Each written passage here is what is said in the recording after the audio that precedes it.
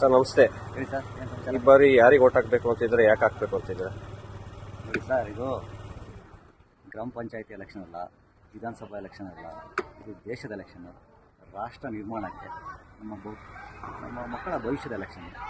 ಅದಕ್ಕೋಸ್ಕರ ನಾವು ಯಾರಲ್ಲಿ ಸಮರ್ಥ ನಾಯಕರಿದ್ದಾರೋ, ಯಾರಲ್ಲಿ ದಿಟ್ಟ ನಿರ್ಧಾರ ತಗೊಂಥ ನಾಯಕರಿದ್ದಾರೋ, ಯಾರು ದೂರದೃಷ್ಟಿ ಇರೋ ನಾಯಕರಿದ್ದಾರೋ, ಯಾರು ಜಾತಿ ತುಷ್ಟೀಕರಣ ಮಾಡೋದಿಲ್ಲ, ಸಬ್ಕಾ ಸಾಥ್ ಸಬ್ಕಾ ವಿಕಾಸ್ ಅನ್ನೋ ನಾಯಕರಿಗೆ ಹಾಕೋದು ಸರ್.